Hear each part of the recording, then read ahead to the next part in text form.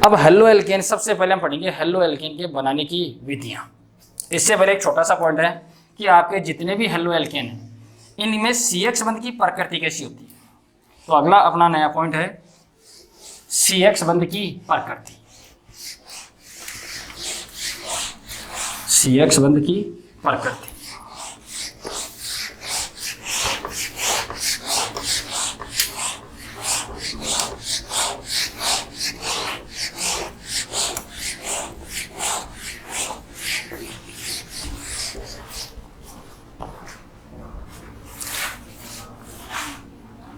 CX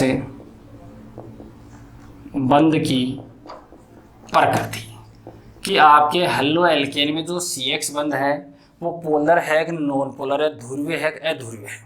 तो देखो ये जैसे आपके पास मान लो सपोज करो कोई एल्किल हैलाइड है, ठीक है, इसमें कौन सा बंध है, एकल सहसंयोजक बंध उपस्थित होता है। इसका नेचर कैसा है कि ये ध्रुवीय है कि अध्रुवीय है। तो आप सब जानते हो कि हेलोजन परमाणु की जो विद्युत ऋणता होती है वो कार्बन परमाणु से हमेशा क्या होती है, ज्यादा होती है। और जिसकी विद्युत ऋणता ज्यादा होती है वो हमेशा इलेक्ट्रॉनों को अपनी ओर क्या करता है, आकर्षित है। तो आप सब जानते हो कि हेलोजन परमाणु की विद्युत ऋणता कार्बन से ज्यादा है। तो ज्यादा होने पर हेलोजन परमाणु इलेक्ट्रॉनों को क्या करेगा, अपनी ओर क्या करेगा, आकर्षित। और जैसे आकर्षित करेगा तो हेलोजन परमाणु पर क्या जाएगा, आंशिक ऋणावेश, और कार्बन परमाणु पर क्या जाएगा, आंशिक धनावेश। कहने का दो आवेश उत्पन्न हो जाएंगे। और जब आपके एलिमेंट्स पर आवेश उत्पन्न होते हैं तो उसका नेचर कैसा होता है, ध्रुवीय।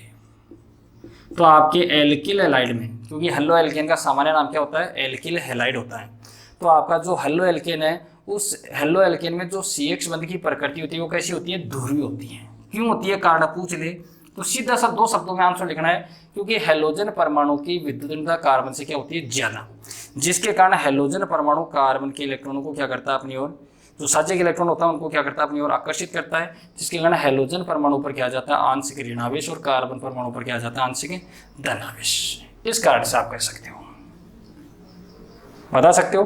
तो बता सकते हो CX बंध की, हेलो एल्केन में CX बंध की प्रकृति कैसी होती है, ध्रुवीय होती है। ध्रुवीय सहसंयोजक प्रकृति का होता है CX बंध, ठीक है। अब इससे संबंधित देखो जिसकी कुछ छोटी छोटी कि CX बंध की लंबाई का क्रम पूछ ले कि CX बंध में बंध लंबाई का ऑर्डर क्या होगा, बंध लंबाई का क्रम क्या होगा। जैसे एक ले लिया आपने CF, एक ले लिया आपने CCl, एक मान लो आपने ले लिया CBr, एक आपने ले लिया जैसे CI। आप देखो कार्बन समय सेम है लेकिन हेलोजन परमाणु समय अलग अलग है कि नहीं। और आप जानते हो कि वर्ग में जब ऊपर से नीचे की ओर चलते हैं तो हमेशा आकार बढ़ता है, और आकार बढ़ेगा तो यहाँ पर बंध दूरी देखो, फ्लोरीन का आकार क्या है, देखो कार्बन के साइज तो समय सेम है, अब फ्लोरीन का साइज क्या है बेटा, छोटा है, क्योंकि वर्ग में देखो फ्लोरीन, क्लोरीन, ब्रोमीन, आयोडीन, नीचे चलने पर हमेशा क्या होता है, आकार बढ़ता है। तो यहाँ पर क्या होगी, जैसे ये कार्बन है लेकिन क्लोरीन का आकार फ्लोरीन की तुलना में थोड़ा क्या होगा, ज़्यादा होगा। यहाँ पर कार्बन तो सेम ही है समय, लेकिन यहाँ पर ब्रोमीन का आकार और भी ज़्यादा होगा, यहाँ पर और भी ज़्यादा बड़ा होगा। तो ध्यान रखना CX बंध की बंध लंबाई का जो क्रम होता है, सबसे ज़्यादा बंध लंबाई किसकी होगी, इसकी, इससे कम इसकी, इससे कम इसकी, और सबसे कम किसकी होगी, इसकी। और बंध ऊर्जा का क्रम पूछ लें तो बंध ऊर्जा का क्रम क्या होगा, उल्टा हो जाएगा, जस्ट बता सकते हो। अब अपने देखो ये कोई नहीं पूछता इतना, अपने सबसे पहले बात करेंगे हेलो एल्केन के बनाने की विधियाँ, हेलो एल्केन के बनाने की विधियाँ। और हेलो एल्केन के बनाने की फर्स्ट विधि का नाम है बेटा एल्कीन पर HX का योग है। फर्स्ट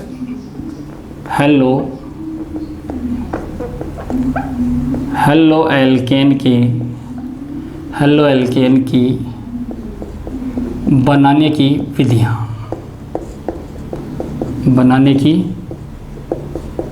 विधियाँ, हेलो एल्केन के बनाने की विधियाँ। फर्स्ट मेथड का नाम क्या है, देखो एल्कीन पर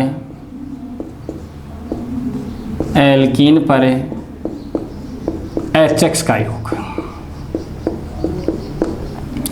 एल्कीन पर HX का योग। देखो जो रिएक्शन है बेटा, देखो आसान है, थोड़ा सा समझना है बस इन चीज़ों को। अगर आप 11वीं क्लास बढ़िया तरीके से पढ़कर आए हो तो कोई समस्या नहीं आएगी इनमें। देखो इधर सबसे पहले एल्कीन, तो एल्कीन क्या होती है, पहले छोटी छोटी बातें देखो, इस सबसे आंसर आ जाएगा इसका। एल्कीन का मतलब होता है जब कार्बन कार्बन के बीच में क्या हो, डबल बॉन्ड हो, तो उस कंपाउंड को क्या बोला जाता है, एल्कीन। एल्कीन जनरली दो प्रकार का होता है, एक होता है बेटा सम्मित एल्कीन और एक होता है असम्मित एल्कीन। एक ऐसा होता है असम्मित एल्कीन, ठीक है। अगर कार जैसे एग्जांपल देखो CH3 CH double bond CH CH3, एक एग्जांपल ले लिया मैंने जैसे CH3 CH double bond CH2। अगर डबल बॉन्ड के दोनों तरफ अगर सेम समूह उपस्थित हैं, अगर दोनों तरफ समान समूह उपस्थित हैं तो उस एल्कीन को आप क्या बोलोगे, सम्मित एल्कीन। और डबल बॉन्ड के दोनों तरफ अगर अलग अलग समूह उपस्थित हों तो उसको आप क्या बोलोगे, असम्मित एल्कीन। एल्कीन बता सकते हो, एल्कीन किसे कहते हैं, जब कार्बन कार्बन के बीच में क्या हो, द्विबंध उपस्थित हो, तो उसको आप क्या बोलोगे, एल्कीन। एल्कीन कितने प्रकार का होता है, दो, एक होता है सम्मित एल्कीन और एक क्या होता है, असम्मित एल्कीन। सम्मित एल्कीन कौन सा होता है, अगर डबल बॉन्ड के दोनों तरफ अगर सेम समूह उपस्थित हों तो उसको आप क्या बोलोगे, सम्मित एल्कीन। और डबल बॉन्ड के दोनों तरफ अगर अलग अलग समूह उपस्थित हों तो उसको आप क्या बोलोगे, असम्मित एल्कीन। आगे चलो, HX को बोलते हैं हम हेलोजन अम्ल। क्या बोलते हैं, हेलोजन है ही, और जिसमें हाइड्रोजन होता है वो क्या होता है जनरली, अम्ल। अम्ल किसको बोलते हैं, जिसमें हाइड्रोजन उपस्थित हो, तो ये क्या अपना हेलोजन है अम्ल। अब हेलोजन देखो, हेलोजन तो अलग अलग होते हैं, तो हेलोजन अम्ल कौन कौन से होते हैं, जैसे HF है, HCl है, HBr है और HI है। इनका एल्कीन पर क्या करवाना है, योग। योग का मतलब क्या है, ये किस टाइप की रिएक्शन है, क्योंकि 4 टाइप की आप रिएक्शन पढ़कर आए हो 11th क्लास में। एक होती है योगात्मक अभिक्रिया, एक होती है विलोपन अभिक्रिया, एक प्रतिस्थापन अभिक्रिया और एक पुनर्विन्यास अभिक्रिया। तो नाम से ही मालूम चल रहा है आपको, एल्कीन पर HX का क्या करना है, योग। इसका मतलब ये किस टाइप की रिएक्शन है, एक योगात्मक अभिक्रिया है। किस टाइप की रिएक्शन है, एक योगात्मक अभिक्रिया। पहली बात समझ में आ गई कि योगात्मक अभिक्रिया, ये किस टाइप की रिएक्शन है, एक योगात्मक अभिक्रिया। अब योगात्मक अभिक्रिया की डेफिनेशन क्या होती है, तो योगात्मक अभिक्रिया का मतलब होता है बेटा, जिस अभिक्रिया में एक पाई बॉन्ड क्या हो बेटा, ब्रेक हो, एक पाई बॉन्ड क्या हो, ब्रेक हो, और 2 सिग्मा बॉन्ड का क्या हो, फॉर्मेशन हो, 2 सिग्मा बंधु का क्या हो, निर्माण हो। उस रिएक्शन को हम किस नाम से जानते हैं बेटा, योगात्मक अभिक्रिया बोलते हैं। योगात्मक अभिक्रिया की परिभाषा क्या हो गई कि जिस अभिक्रिया में अपने को एक पाई बंध तो तोड़ना है, टारगेट कौन होगा, डबल बॉन्ड होगा, डबल बॉन्ड को तोड़ना है और वहाँ पर 2 सिग्मा बंध आपको बनाने हैं, 2 समूह को आपको जोड़ना है, दोनों द्विबंधित कार्बनों पर। क्लियर है। अब योगात्मक अभिक्रिया भी 3 प्रकार की होती है, मुक्त मूलक योगात्मक अभिक्रिया, नाभिक स्नेही योगात्मक अभिक्रिया, इलेक्ट्रॉन स्नेही। तो उसमें भी ये कौन सी है, तो उसमें भी ये किस टाइप की रिएक्शन है, एक इलेक्ट्रॉन स्नेही योगात्मक अभिक्रिया है। योगात्मक में ये कौन सी रिएक्शन है, इलेक्ट्रॉन स्नेही योगात्मक अभिक्रिया। किस टाइप की रिएक्शन है ये, इलेक्ट्रॉन स्नेही योगात्मक का मतलब आपको मैं बता चुका हूँ कि जिस अभिक्रिया में एक पाई बंध टूटेगा और 2 सिग्मा बंधु का निर्माण होगा, उस अभिक्रिया को आप योगात्मक। अब इसके पहले एक शब्द आ गया इलेक्ट्रॉन स्नेही। तो इलेक्ट्रॉन स्नेही एक होता है नाभिक स्नेही। तो इलेक्ट्रॉन स्नेही का मतलब क्या होता है, जिसके पास इलेक्ट्रॉनों की क्या हो, कमी हो, जिस पर प्लस चार्ज आ जाए वो तो होगा इलेक्ट्रॉन स्नेही, और जिस पर लोन पेयर या नेगेटिव चार्ज होता है उसको क्या बोलते हैं, नाभिक स्नेही। इलेक्ट्रॉन स्नेही का काम हमेशा इलेक्ट्रॉन लेने का होता है और नाभिक स्नेही का काम हमेशा क्या होता है, इलेक्ट्रॉन देने का होता है। अब ये आपके दिमाग में क्वेश्चन आ रहा होगा कि आपना जो एल्कीन है वो हमेशा, भाई इस रिएक्शन में योगात्मक तो है, क्लियर है बात, लेकिन ये नाभिक स्नेही योगात्मक अभिक्रिया भी तो हो सकती थी। इसको आप कैसे बोल रहे हो कि सर ये इलेक्ट्रॉन स्नेही योगात्मक अभिक्रिया है।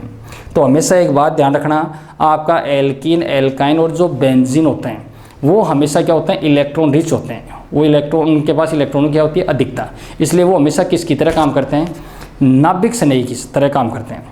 और इलेक्ट्रॉन स्नेही हमेशा कहाँ अटैक कर सकते हैं, नाभिक स्नेही पर, है कि नहीं।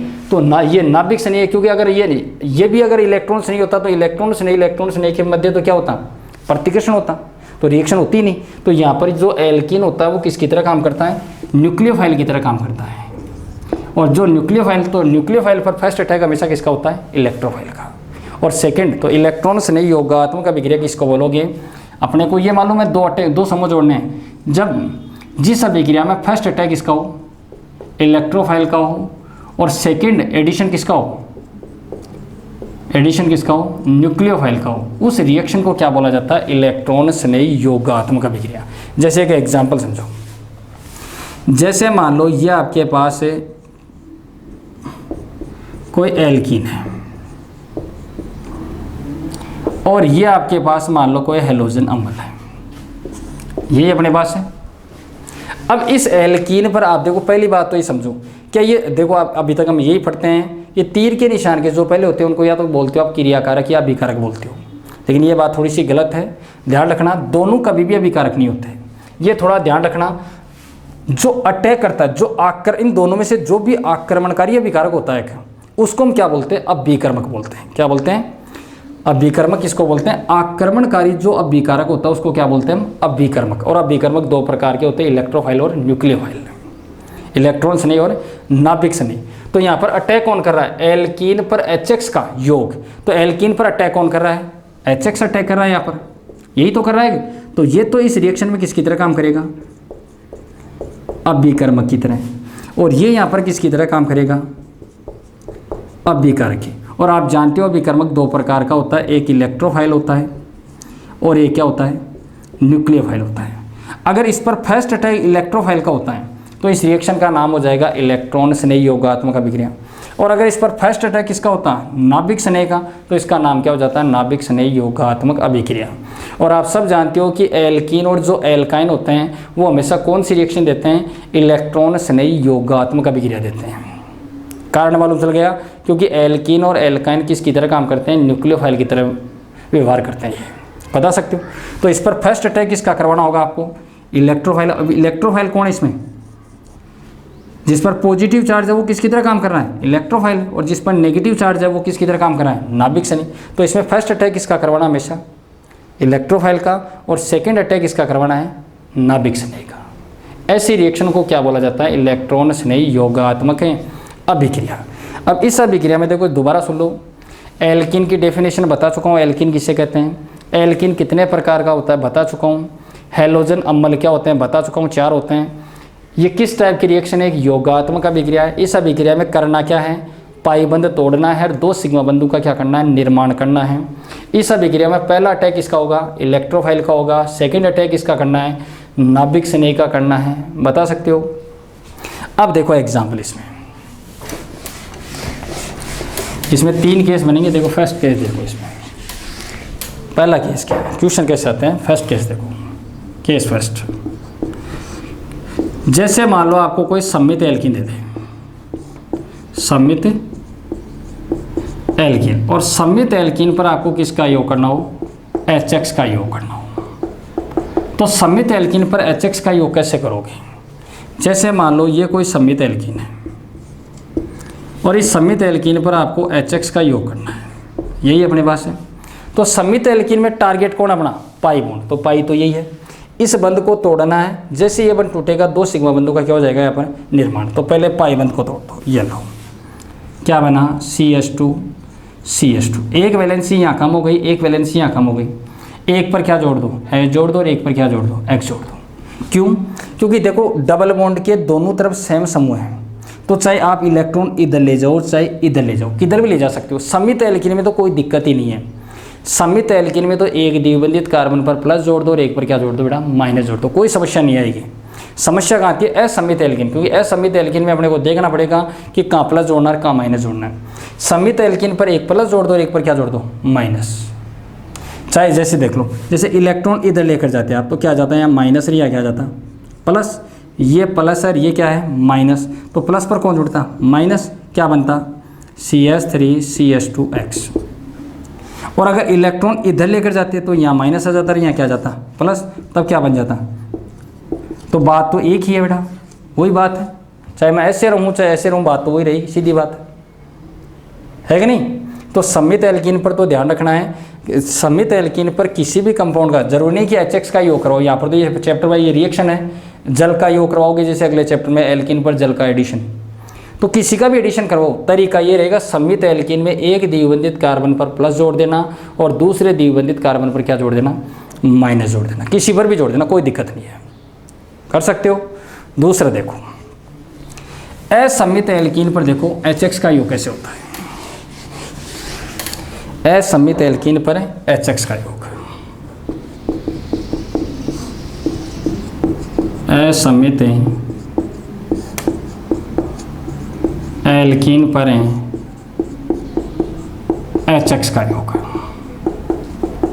असमित एल्कीन पर HX का योग कैसे करोगे आप?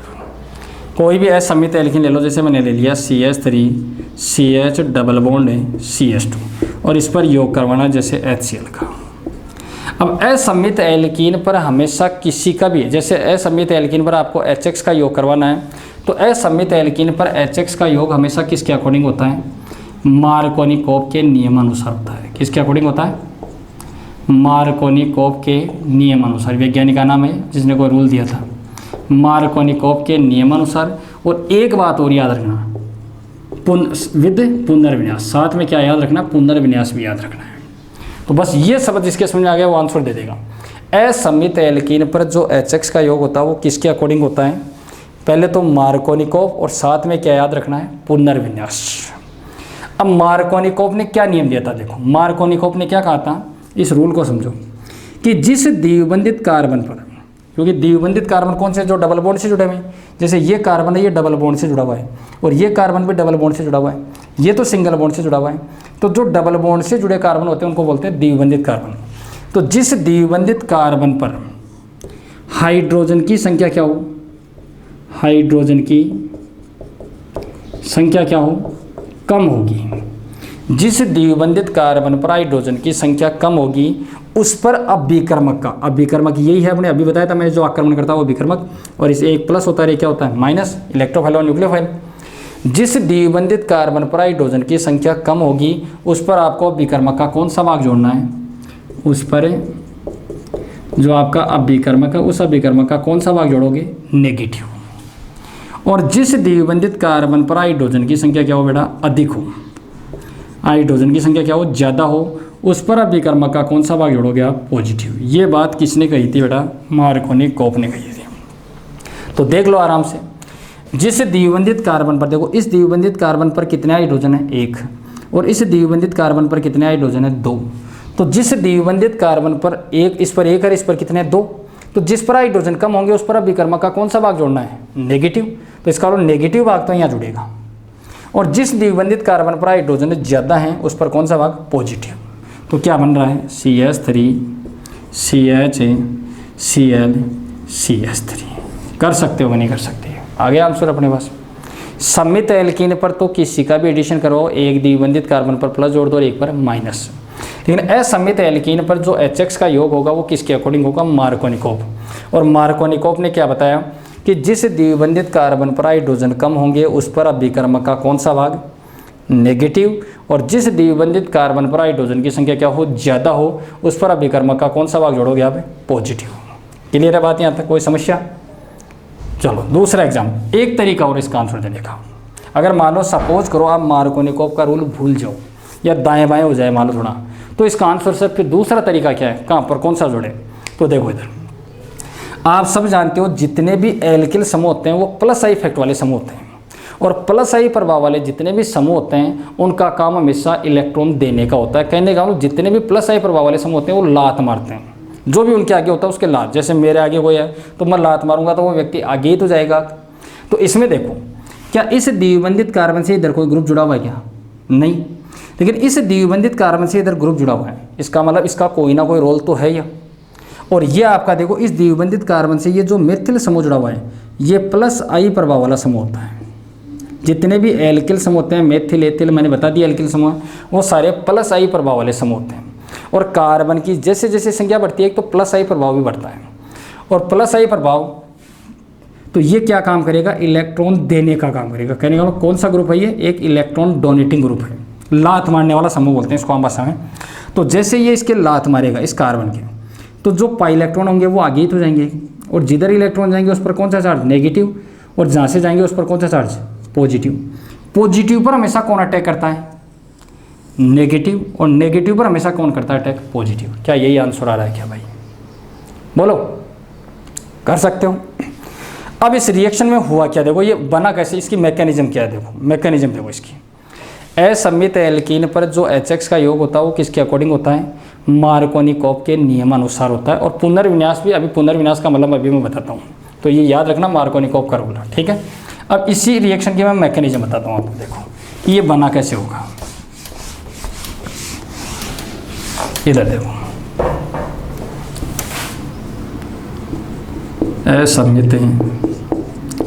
असममित एल्कीन पर HX का योग, यही था अपना।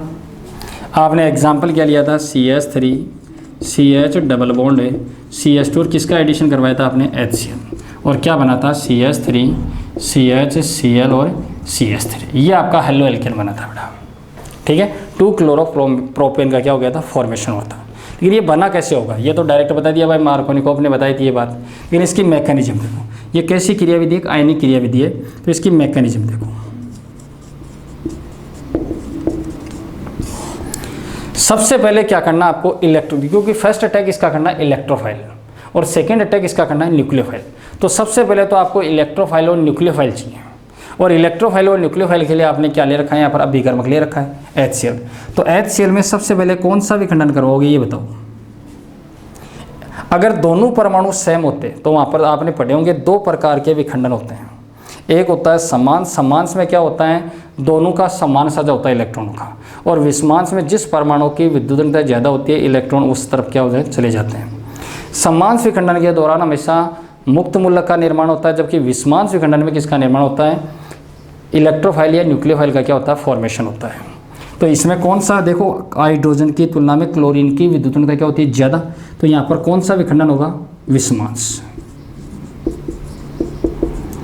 और विषमांश विखंडन जैसे करवाओगे तो जिसकी विद्युत घनता ज़्यादा होती है वो इलेक्ट्रॉनों को अपनी ओर क्या करेगा, आकर्षित, और ये इलेक्ट्रॉनों को जैसे आकर्षित करेगा हाइड्रोजन पर क्या आएगा, H+ और क्लोरीन पर क्या आएगा, Cl-।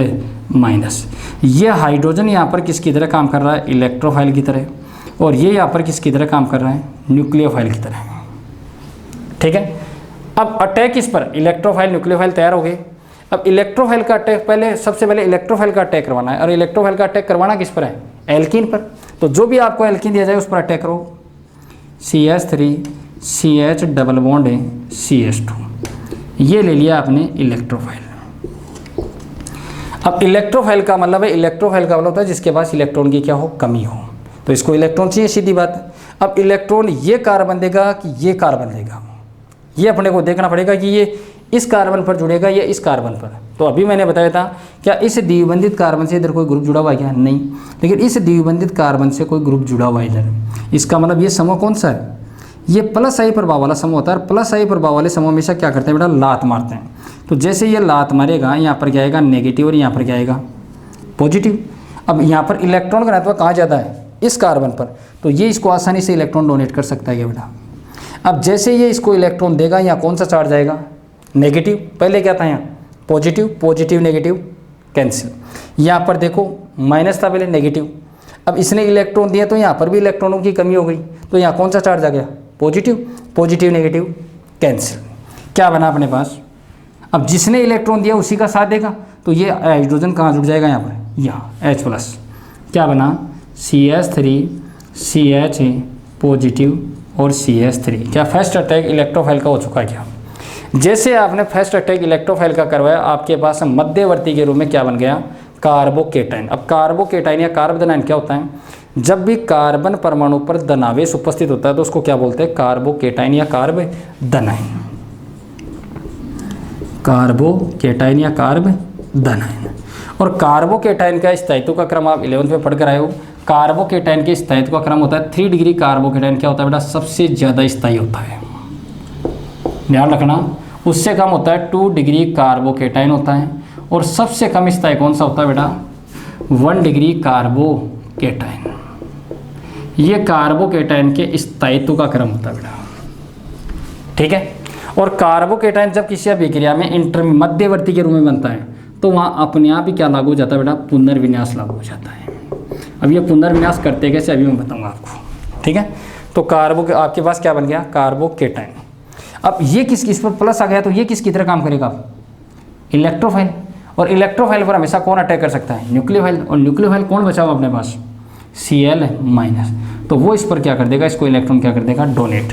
और जैसे इलेक्ट्रॉन डोनेट करेगा क्या बन जाएगा, CH3 CH Cl CH3 हो गया। ये अपना आंसर आ रहा था। ये आ रहा मैकेनिज्म, आसान सी मैकेनिज्म है। सबसे पहले जो भी आप विकर्मक आपको दिया जाए उसका क्या कर लो, विस्मान इलेक्ट्रोफाइल और न्यूक्लियोफाइल का फॉर्मेशन कर लो। और इलेक्ट्रोफाइल और न्यूक्लियोफाइल का निर्माण करने के बाद सबसे पहला अटैक इसका करवाना है, इलेक्ट्रोफाइल का। इलेक्ट्रोफाइल का अटैक करवाते इंटरमीडिएट के रूप में, और हमेशा क्या बनेगा, कार्बोकेटाइन। और उस कार्बोकेटाइन पर किसका अटैक कर दो, न्यूक्लियोफाइल। आपका क्या बन जाएगा, प्रोडक्ट क्या बन गया, 2-क्लोरोप्रोपेन। कर सकते हो। लेकिन मेन बात ये तो मार्कोनिकोव के अकॉर्डिंग डायरेक्ट भी कर सकते थे भाई हम। तो ये पुनर्विन्यास की कहाँ जरूरत पड़े अपने को? तो देखो पुनर्विन्यास की आवश्यकता, अभी मैंने बताया कि इस अभिक्रिया में मध्यवर्ती के रूप में क्या बनता है बेटा, कार्बोकेटाइन। और कार्बोकेटाइन सबसे ज़्यादा स्टेबल कौन सा होता है? क्योंकि कार्बोकेटाइन जितना ज़्यादा स्टेबल होगा आपका प्रोडक्ट उतना ज़्यादा क्या होगा, स्थायी होगा। और हमेशा स्थायी कंपाउंड चाहिए अपने को। तो यहाँ पर देखो कार्बोकेटाइन कौन सा बना, 2 डिग्री। और 2 डिग्री से ज़्यादा स्टेबल कौन सा होता है, 3 डिग्री। अगर ये कार्बोकेटाइन 3 डिग्री कार्बोकेटाइन में चेंज होता है तो करो इसको। वो चेंज कैसे करते हैं? तो एक एग्जाम्पल देकर मैं बताऊँ। देखो दूसरा एग्जाम्पल, देखो मार्कोनिकोव का जो रूल है वो यहीं फेल हो जाएगा। देखो लेकिन आपके लेवल के अकॉर्डिंग ये ठीक है। मार्कोनिकोव का रूल देखो, जैसे अगला एग्जाम्पल ले लिया मैंने, CH3 CH3 CH double bond CH2। और इस पर किसका अटैक करवाना है, जैसे HBr का एडिशन करवाना है। पहले आपको ये पहचानना है बेटा कि ये आपका जो एल्कीन है ये सममित है असममित है। तो आप जानते हो कि डबल बॉन्ड के दोनों तरफ क्या है, अलग अलग समूह हैं। तो किस टाइप का एल्कीन है ये, एक असममित एल्कीन है। और असममित एल्कीन पर हमेशा किसका योग करना आपको, HBr। तो असममित एल्कीन पर जो HX का योग होता है वो किसके अकॉर्डिंग होता है, मार्कोनिकोव। और मार्कोनिकोव ने क्या कहा था कि जिस द्विबंधित कार्बन पर हाइड्रोजन कम होंगे, क्योंकि द्विबंधित कार्बन तो यही है दोनों, जिस द्विबंधित कार्बन पर हाइड्रोजन कम होंगे उस पर कौन सा भाग, नेगेटिव। और जिस द्विबंधित कार्बन पर हाइड्रोजन ज़्यादा होंगे उस पर कौन सा भाग, पॉजिटिव भाग। यही बताया था उसने, यही तो था। तो जिस द्विबंधित कार्बन पर हाइड्रोजन कम उस पर नेगेटिव जोड़ दो, क्या बन रहा है, CH3 CH Br CH3। यही था एक। लेकिन ये अभी आपने देखो जो पहले वाला एग्जाम्पल था वो राइट था, जबकि ये आंसर अपना क्या है बेटा, ये आंसर अपना गलत है। ये सर अभी तो आपने बताया था ये मार्कोनिकोव के अकॉर्डिंग करना है, तो अब ये आंसर गलत क्यों है? तो मैंने आपको बताया था कि जब भी असममित एल्कीन पर आप किसी भी चीज़ का एडिशन करोगे तो आपको ध्यान में रखना है मार्कोनिकोव, और साथ में क्या याद रखना है, पुनर्विन्यास। अब पुनर्विन्यास कैसे करते हैं, देखो ये आंसर गलत क्यों गया। तो पुनर्विन्यास करने का तरीका क्या है, देखो जैसे मान लो कि ये आपके पास कार्बन, फर्स्ट अटैक इसकी मैकेनिज्म देखोगे तो फर्स्ट अटैक इसका करवाया था आपने, इसकी मैकेनिज्म बताता हूँ। पहले इसकी क्रियाविधि से समझते हैं इसका आंसर। देखो सबसे पहले मैकेनिज्म में देखो, सबसे पहले आपने अभिकर्मक ले लिया HBr। इसमें कौन सा विखंडन करवाओगे, विस्मांस। एक इलेक्ट्रोफाइल बन गया, एक क्या बन गया, न्यूक्लियोफाइल। फर्स्ट अटैक इसका करवाना है इलेक्ट्रोफाइल, अटैक किस पर करवाना है, असममित एल्कीन पर। देखो CH3 CH double bond CH2, attack इसका करवाना है इलेक्ट्रोफाइल। यही है। अभी आपको मैंने बताया था, क्या इस द्विबंधित कार्बन से इधर कोई ग्रुप जुड़ा हुआ है क्या, नहीं। लेकिन इस द्विबंधित कार्बन से देखो एक बड़ा एल्किल समूह जुड़ा हुआ है। और जितने भी एल्किल समूह होते हैं उनका इफेक्ट कैसा होता है, प्लस आई प्रभाव वाले समूह होते हैं। और प्लस आई प्रभाव वाले समूह हमेशा क्या काम करते हैं, इलेक्ट्रॉन देने का काम करते हैं। तो जैसे ये इलेक्ट्रॉन देंगे तो इलेक्ट्रॉन इधर ट्रांसफर होंगे, ये नेगेटिव और यहाँ क्या गया, पॉजिटिव। और पॉजिटिव पर हमेशा नेगेटिव पर कौन अब नेगेटिव, इसको क्या चाहिए, इलेक्ट्रॉन, क्योंकि ये तो इलेक्ट्रोफाइल है। और इलेक्ट्रोफाइल का मतलब जिसके पास इलेक्ट्रॉन की क्या हो, कमी हो। और ये वहीं पर जाकर अटैक करेगा जो इसको इलेक्ट्रॉन देगा, न्यूक्लियोफाइल के पास। तो ये इसको आसानी से इलेक्ट्रॉन डोनेट कर सकता है, यही बताओ। जैसे ये इसको इलेक्ट्रॉन डोनेट करेगा, यहाँ चार्ज कौन सा आएगा, नेगेटिव। यहाँ कौन सा चार्ज आएगा, पॉजिटिव, क्योंकि यहाँ पर तो इलेक्ट्रॉन गए हैं, यहाँ इलेक्ट्रॉनों की कमी हुई है। तो प्लस माइनस क्या हो जाएंगे, कैंसिल। क्या बना, CH3 CH पॉजिटिव CH3। कौन सा कार्बोकेटाइन बना बेटा, देखो अब कार्बोकेटाइन भी 3 टाइप के होते हैं। अगर 1 डिग्री कार्बन पर अगर प्लस है तो 1 डिग्री कार्बोकेटाइन, अगर 2 डिग्री कार्बन पर प्लस है तो 2 डिग्री कार्बोकेटाइन, और 3 डिग्री कार्बन पर अगर प्लस हो तो उसको आप क्या बोलोगे, 3 डिग्री कार्बोकेटाइन बोलोगे। तो यहाँ पर देखो कौन सा कार्बन है, ये 2 डिग्री कार्बन है, 2 डिग्री कार्बन पर धनावेश है तो इसको क्या बोलोगे, ये 2 डिग्री कार्बोकेटाइन है बेटा। कौन सा कार्बोकेटाइन है, 2 डिग्री कार्बोकेटाइन। और 2 डिग्री कार्बोकेटाइन से ज़्यादा स्थायी कौन सा होता है, 3 डिग्री। अगर 3 डिग्री कार्बोकेटाइन बनता है तो बनाओ। अब बनाते कैसे हैं, तो उसका तरीका होता है रीअरेंजमेंट, पुनर्विन्यास। अब पुनर्विन्यास करते कैसे हैं, देखो एक बार समझ लो। जैसे यही एग्जाम्पल अपने पास CH3 CH CH3 CH plus और CH3। अगर ये 3 डिग्री कार्बोकेटाइन में चेंज होता तो करो, करते कैसे चेंज है वो देखो। देखो ना, जिस कार्बन पर धनावेश होगा उसको हमेशा आपको 1 नंबर मानना है। जिस कार्बन पर धनावेश होगा उसको हमेशा क्या मानोगे आप, 1 नंबर। और उससे डायरेक्ट जुड़े हुए कार्बनों को क्या मानोगे, 2 नंबर। तो डायरेक्ट एक तो ये जुड़ा हुआ है, एक ये जुड़ा हुआ है, यही है। 2 नंबर कार्बन से आपको या तो हाइड्रोजन हटाना है, या मेथिल समूह उठाना है, या फेनिल समूह उठाना होता है। सबसे पहले आपको हाइड्रोजन हटाना है, किससे, 1 डिग्री कार्बन से। जिस कार्बन पर धनावेश होगा उसके पास वाले कार्बन से सबसे पहले आप क्या उठाकर देखोगे, हाइड्रोजन। अगर हाइड्रोजन हटाने पर स्टेबिलिटी अगर चेंज होती है तो सही है। अगर ये नहीं हटता है तो फिर मेथिल समूह को उठाओ, हाइड्रोजन नहीं हो तो फिर मेथिल को उठाओ, और मेथिल से भी नहीं तो फिर फेनिल से, ठीक है। तो इनको उठाना होता है और इनको कहाँ ले जाना होता है, 1 नंबर कार्बन, जिस कार्बन पर धनावेश होता है वहाँ ले जाकर इसको क्या करना, जोड़ना है। दोबारा सुन लो, जिस कार्बन पर धनावेश होगा उसको 1 नंबर मानना है, क्लियर। और उससे डायरेक्ट जुड़े कार्बन को कितना नंबर मानना है, 2 नंबर। 2 नंबर कार्बन से आप हाइड्रोजन को भी उठा सकते हो, मेथिल को भी उठा सकते हो, और फेनिल समूह को भी उठा सकते हो। जैसे 2 नंबर कार्बन से हाइड्रोजन हटेगा तो वो कहाँ आएगा, 1 नंबर पर आएगा। तो जैसे 1 नंबर पर आएगा तो 2 नंबर कार्बन पर इलेक्ट्रॉनों की क्या हो जाएगी, कमी। तो प्लस कहाँ चला जाएगा, 2 नंबर पर, ठीक है। देखो अगर एक हाइड्रोजन सपोज करो यहाँ आ जाए, तो जैसे हाइड्रोजन ही आएगा तो इलेक्ट्रॉन लेकर आएगा, तो यहाँ इलेक्ट्रॉनों की क्या होगी, कमी। तो प्लस यहाँ चला जाएगा, आगे जाएगा, ये बताओ क्या बनेगा, CH3 CH CH3 CH2 CH2 plus, होगा कि नहीं होगा, ये बताओ। अब ये 2 नंबर कार्बन पर धनावेश, ये 2 डिग्री कार्बोकेटाइन, और ये कौन सा हो गया बेटा, 1 डिग्री हो गया। तो ये 1 डिग्री कार्बोकेटाइन। अब 1 डिग्री कार्बोकेटाइन तो 2 डिग्री कार्बोकेटाइन से भी क्या होता है, कम स्थायी होता है। इसका मतलब ये तो चेंजेस नहीं होगा। अब दूसरा एक कार्बन और बचा हुआ इसके पास। अगर सपोज करो, इधर से तो नहीं पा, अगर सपोज करो ये हाइड्रोजन यहाँ चला जाए और ये प्लस यहाँ जाए, क्योंकि रीअरेंजमेंट व्यवस्थित तो करें इसको, और प्लस यहाँ जाए, तब क्या होगा, देखो CH3 CH3 CH2 CH3 और प्लस यहाँ आ गया। कौन सा कार्बोकेटाइन बना, 3 डिग्री, क्योंकि ये कार्बन कितने कार्बनों से जुड़ा हुआ है, 3 से। और ये 2 डिग्री था, ये कौन सा है, 3 डिग्री। तो इससे भी ज़्यादा स्टेबल कार्बोकेटाइन बनता है तो बनाओ। तो इससे ज़्यादा स्टेबल बन रहा है कि नहीं, कैसे बन रहा है, देखो इधर, जिस कार्बन पर धनावेश है उस कार्बन पर उसको मानना 1 नंबर। अगर ये प्लस यहाँ चला जाए, डायरेक्ट ही करके देख लिया करो। देखो ये प्लस यहाँ है, ये 2 डिग्री कार्बोकेटाइन है। सपोज करो पास वाले कार्बनों पर चेंज करना होता प्लस को। अगर ये प्लस यहाँ होता तो कौन सा कार्बोकेटाइन बनता, 1 डिग्री। और ये यहाँ जाए तो संभावना बन रही है 3 डिग्री में, ये चेंज हो सकता है। अगर एक हाइड्रोजन यहाँ से यहाँ चला जाए और ये प्लस यहाँ जाए तो कौन सा कार्बोकेटाइन बन रहा है, 3 डिग्री बन रहा है कि नहीं बन रहा भाई, बोलो।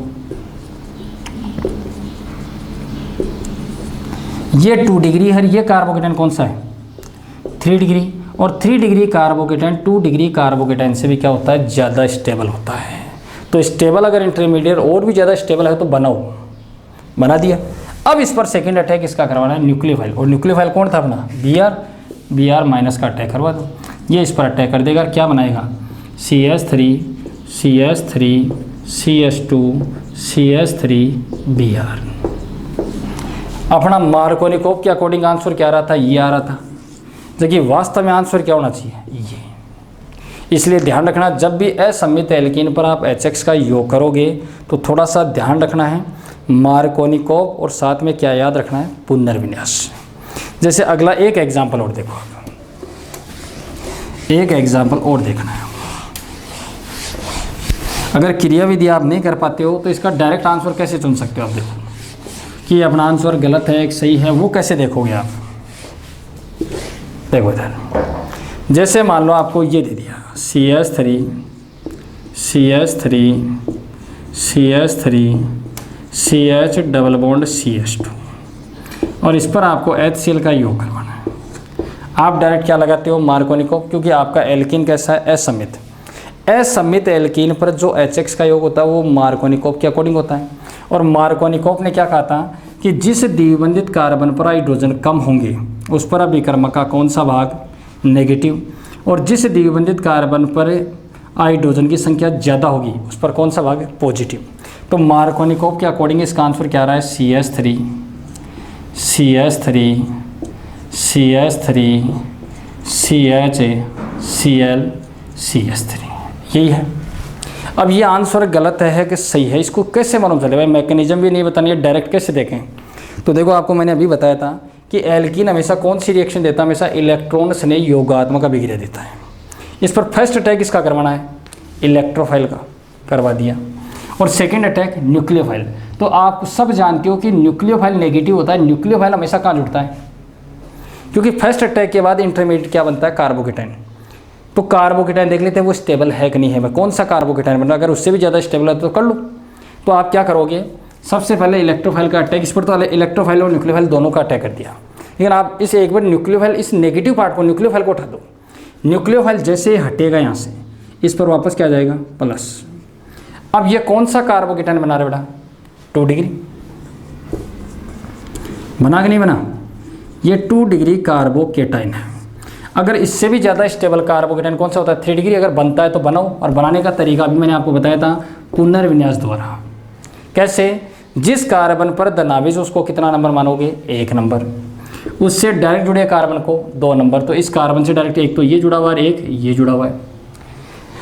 अगर सपोज करो ये प्लस यहाँ चला जाए तो कौन सा कार्बोकेटाइन बन सकता है, 1 डिग्री, और ये प्लस यहाँ जाए तो 3 डिग्री की संभावना लग रही है क्या, थोड़ी बहुत लग रही है। देखो इधर, अगर एक हाइड्रोजन यहाँ से यहाँ जाए तो प्लस यहाँ जाएगा तो कौन सा कार्बोकेटाइन बनेगा, 1 डिग्री कार्बोकेटाइन। वो तो क्या हो गया, इससे भी लेस स्टेबल है, कम स्टेबल है। लेकिन सपोज करो अब इस कार्बन पर हाइड्रोजन ही है, तो फिर किसको उठाओगे आप, मेथिल समूह को।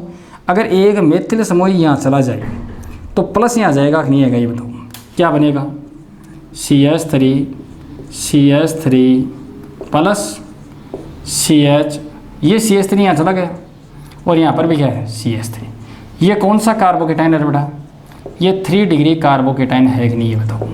अब इस पर जिसका आपने हटाया था उसका अटैक करवा दो वापस, कौन था, क्लोरीन, ये हट कर दो, क्या बन गया, CH3 Cl CH CH3 CH3। कर सकते हो कि नहीं भाई, बोलो, आराम से कर सकते हो।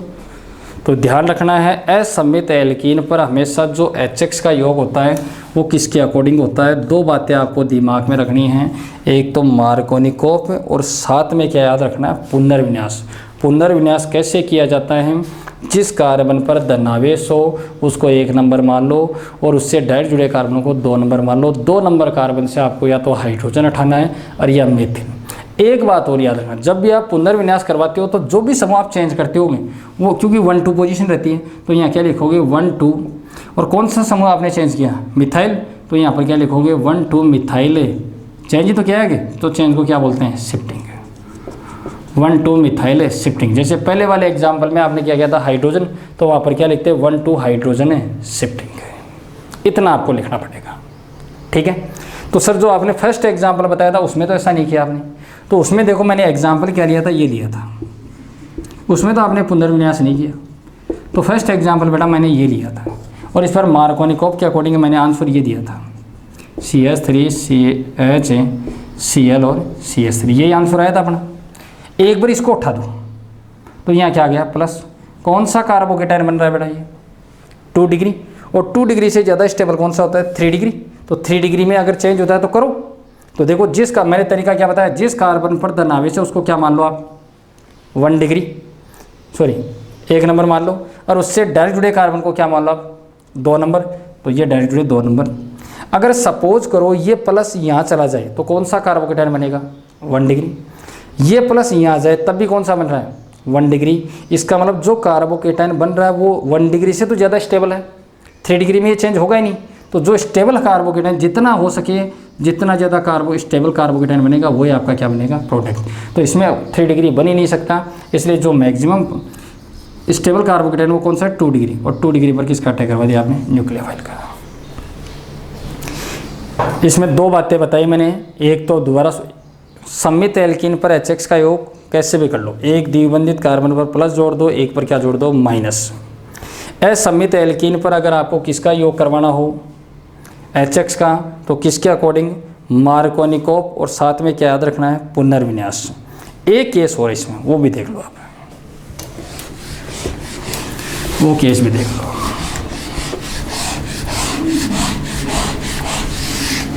वो केस भी देखो। तीसरा केस क्या है, केस नंबर 3,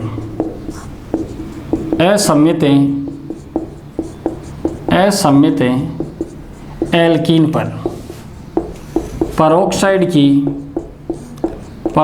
की उपस्थिति में केवल HBr का योग है, केवल HBr का योग, HCl इनका नहीं होगा, HBr का योग, केवल HBr। असम्मित एल्कीन पर परोक्साइड की उपस्थिति में आपको किसका योग करवाना है, HBr का योग करवाना है। तो परोक्साइड की उपस्थिति में जब भी आप HBr का योग करोगे असम्मित एल्कीन पर, तो किसके अकॉर्डिंग होगा वो, एंटी मार्कोनिकोव के नियमानुसार, एंटी मार्कोनिकोव के नियमानुसार।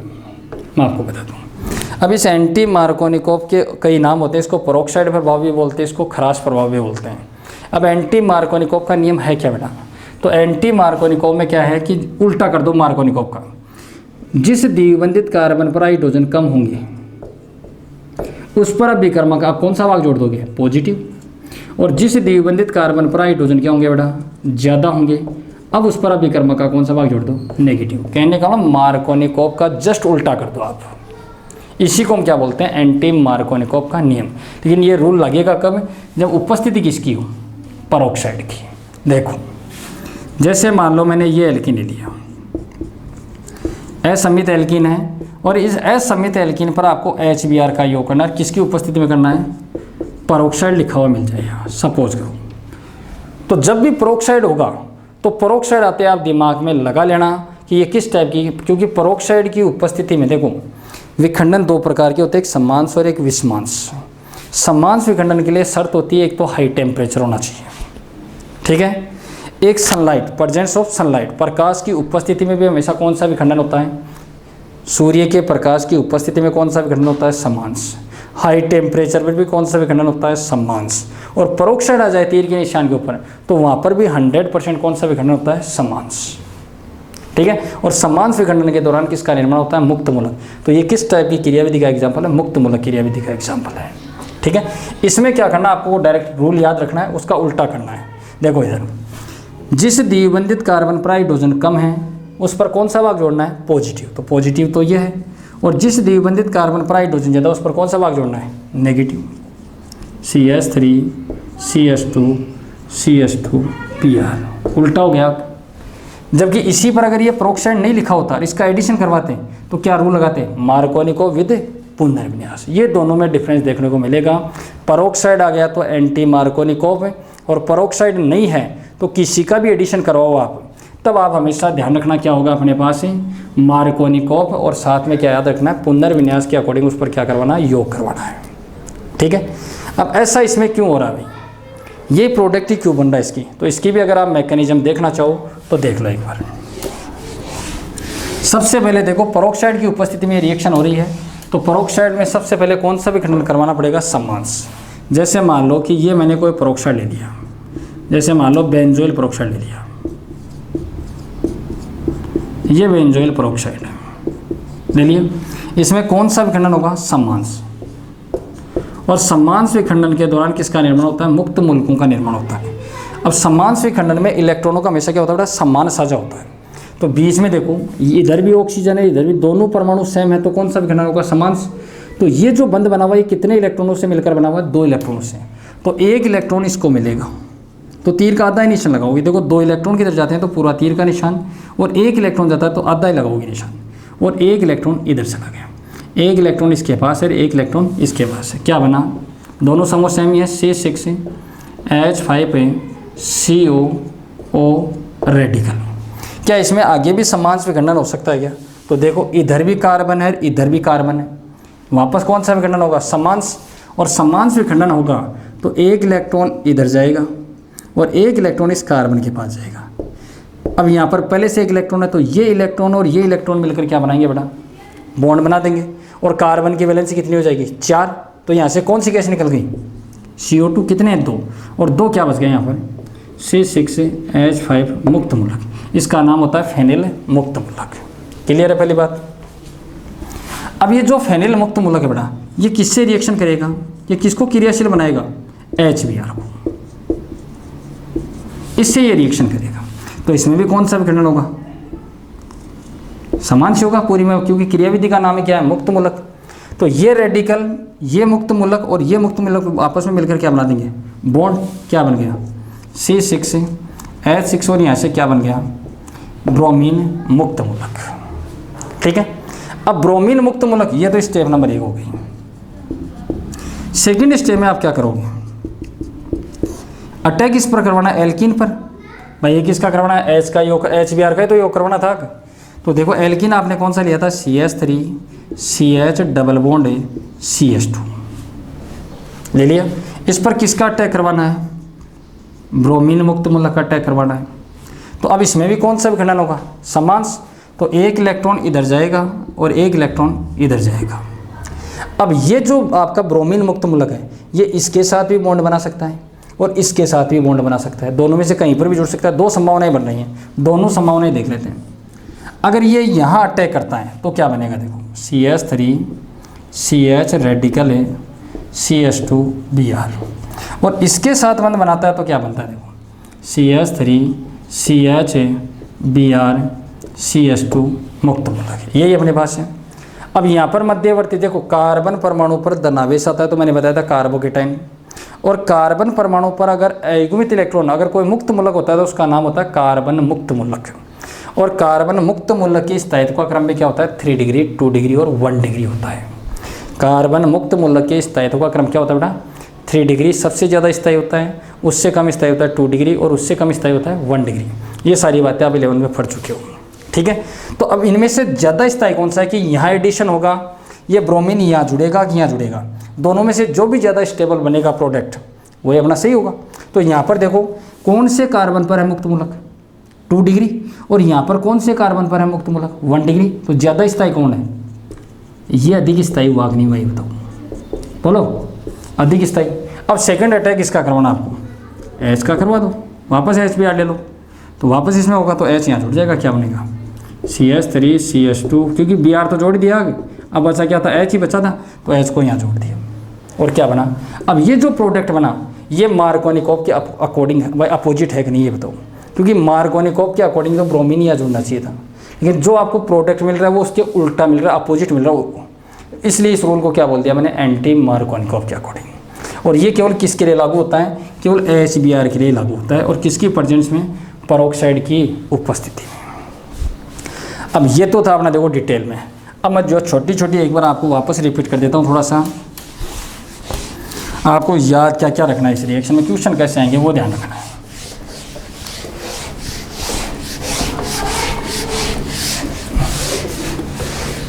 इधर देखो 3 बातें बताई मैंने।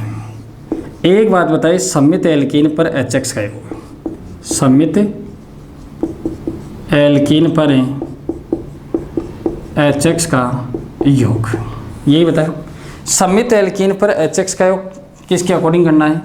1 पाई बॉन्ड ब्रेक करना है, 2 सिग्मा बॉन्ड का क्या कर दो? फॉर्मेशन। एक पर प्लस जोड़ दो, एक पर क्या जोड़ दो? माइनस जोड़ दो। क्लियर है? दूसरी बात बताई असममित एल्कीन पर, असममित एल्कीन पर HX का योग किसके अकॉर्डिंग? मैंने बताया मार्कोनिकोव। और विद साथ में क्या याद रखना है? रीअरेंजमेंट। साथ में क्या याद रखना है? रीअरेंजमेंट याद रखना है। क्लियर? तीसरी बात मैंने बताई इसमें असममित एल्कीन पर पेरोक्साइड की उपस्थिति में HBr का योग किसके अकॉर्डिंग, एंटी मार्कोनिकोव के अकॉर्डिंग विदाउट रीअरेंजमेंट। इसमें रीअरेंजमेंट लागू नहीं होगा, ये ध्यान रखना। ओके, अब क्वेश्चन देखते हैं इससे संबंधित। ये तीनों बातें समझ में आ गई, क्या क्या याद रखना है। बस जिनकी ये बातें मार्कोनिकोव का रूल जानते हो, कैसे देखना है रीअरेंजमेंट बता दिया है। मार्कोनिकोव का उल्टा कर दोगे तो क्या भाई, एंटी मार्कोनिकोव का रूल बन गया। और इसमें कोई दिक्कत ही नहीं है, एक पर प्लस जोड़ना है, एक पर क्या जोड़ना है, माइनस जोड़ना है। रिएक्शन में करना क्या, एल्कीन हमेशा जब भी आएगा तो उस रिएक्शन में हमेशा एक पाई बंध तोड़ना है और 2 सिग्मा बंधों का हमेशा क्या करना है, निर्माण करना है। ठीक है, अब इस रिएक्शन से संबंधित कुछ एग्जाम्पल देखो, एग्जाम में खूब आते हैं इससे संबंधित, एक क्वेश्चन हर बार मिलता है इससे संबंधित। तो देखो, जैसे आपको दे दिया CH3 CH double bond CH2 दे दिया, और यहाँ लिखा हुआ मिल गया आपको HCl, और यहाँ मिल गया आपको ये लिखा हुआ पहला एग्जाम्पल। दूसरा एग्जाम्पल दे दिया, जैसे ये दे दिया,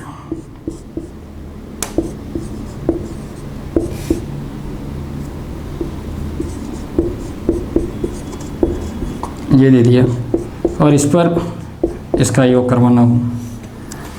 तीसरा एग्जाम्पल दे दिया आपको,